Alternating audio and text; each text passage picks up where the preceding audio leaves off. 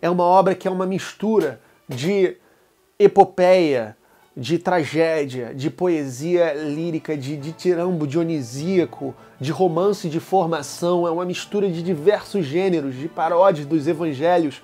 Tudo isso e também uma obra de filosofia.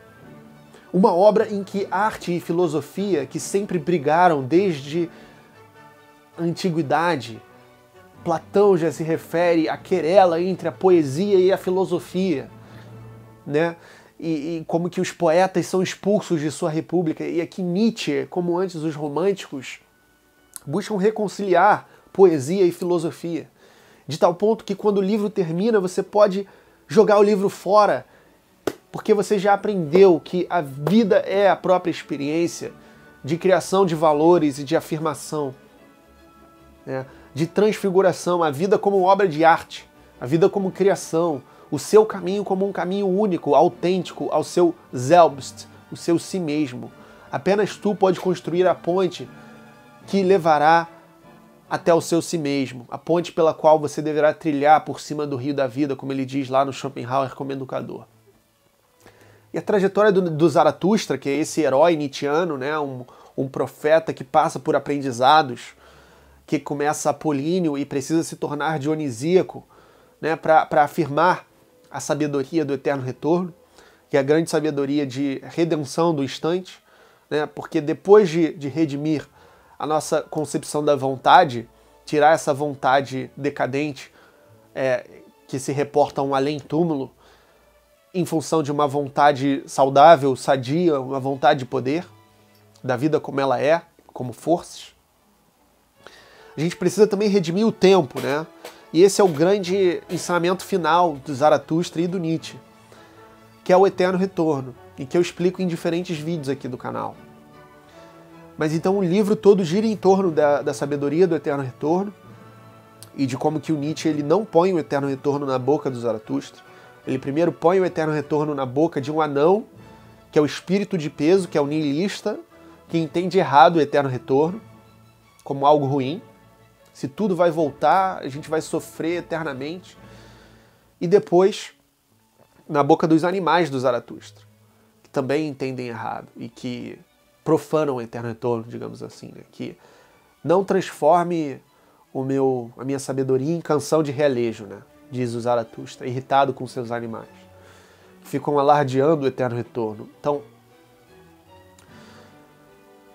o aspecto mais importante do eterno retorno não é o aspecto físico-cosmológico, da possibilidade de tudo recomeçar num ciclo, né? Mas sim o aspecto existencial, do que você responde ao daimon que diz para você que sua vida vai se repetir exatamente igual. Você afirma ou você rejeita? Você ama ou você odeia essa ideia? Se você ama, você está vivendo bem. Se você odeia essa ideia, você precisa repensar a maneira que você está vivendo a sua vida, porque ela vai sempre voltar. E se você não quer que ela sempre volte, você está vivendo como um decadão. Você não está afirmando, né? Então, esse é o ponto, em linhas gerais. Mas, no que tange ao cristianismo, Zaratustra fala nos dois transmundanos. Outrora também Zaratustra lançou sua ilusão para além do homem, como todos os transmundanos. A obra de um Deus sofredor e atormentado me parecia então o mundo, referência ao cristianismo. Sonho me parecia então o mundo e ficção de um Deus. Colorida fumaça ante os olhos de um divino insatisfeito. Bem e mal, e prazer e dor, e tu e eu, eram para mim colorida fumaça ante olhos criadores. O Criador quis desviar o olhar de si mesmo, então criou o mundo. É um ébrio prazer para o sofredor desviar o olhar do seu sofrer e perder a si próprio. Ébrio prazer e perda de si próprio me parecia o mundo outrora. Este mundo eternamente imperfeito, imagem de uma eterna contradição e imagem imperfeita, um ébrio prazer para seu imperfeito Criador, assim me parecia outrora o mundo. Assim também eu lancei outrora minha ilusão para além do homem, como todos os transmundanos. Para além do homem de verdade, ó irmãos, esse Deus que eu criei era obra e loucura de homens, como todos os deuses. Homem era ele, somente uma pobre porção de homem e de eu.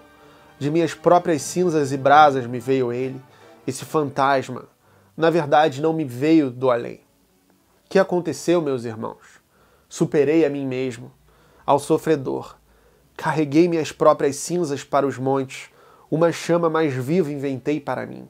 E eis que o fantasma fugiu de mim. Sofrimento seria agora para mim e tormento para o convalescido crer em tais fantasmas. Sofrimento seria para mim e humilhação, assim falo aos trasmundanos. Sofrimento e impotência foi o que criaram todos os trasmundanos.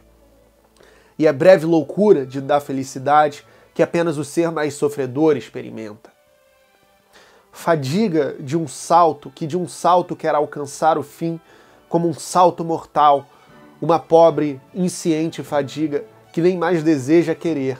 Ela criou todos os deuses e trasmundanos. Acreditai-me, irmãos, foi o corpo que desesperou do corpo, que tateou as paredes últimas com os dedos do espírito ludibriado. Acreditai-me, irmãos, foi o corpo que desesperou da terra, que ouviu o ventre de ser ali falar, do ser ali falar.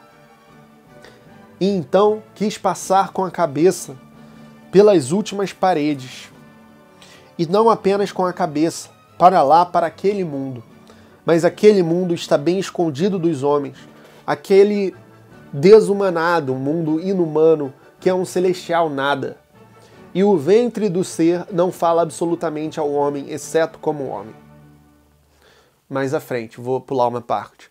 Um novo orgulho me ensinou meu eu, que ensina aos homens não mais enfiar a cabeça na areia das coisas celestiais, como um avestruz, mas levá-la livremente, uma cabeça terrena que cria sentido na terra. Uma nova vontade ensino aos homens, querer esse caminho que o homem percorreu cegamente, declará-lo bom e não mais se esgueirar fora dele, como os doentes e moribundos. Foram os doentes e moribundos que desprezaram o corpo e terra e inventaram as coisas celestiais e as gotas de sangue redentoras, fazendo uma referência aí ao cristianismo, claro. Mas também esses doces, sombrios venenos tiraram eles do corpo e da terra.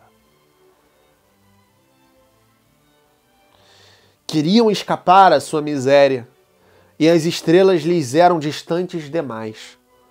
Então suspiraram, se houvesse caminhos celestes para nos esgueirarmos em outro ser e outra sorte, e inventaram suas artimanhas e sangrentas poções. Imaginaram-se então arrebatados a seu corpo e a essa terra, os ingratos, mas a quem deviam o espasmo e a volúpia desse arrebatamento? A seu corpo e a essa terra. Então aqui ele está falando muito do transmundanismo do cristianismo, né? E de outras religiões. De projetar a felicidade para além túmulo. Tolerante é Zaratustra com os doentes. Não se irrita em verdade com suas formas de consolo e ingratidão, que se tornem convalescentes e superadores e criem para si um corpo superior. Então aqui ele está trazendo a ideia da autossuperação, que é o próprio homem que tem que superar a si mesmo, e é todo o ponto desse livro, né, que no final ele se transfigura num portador do eterno retorno, que afirma a vida.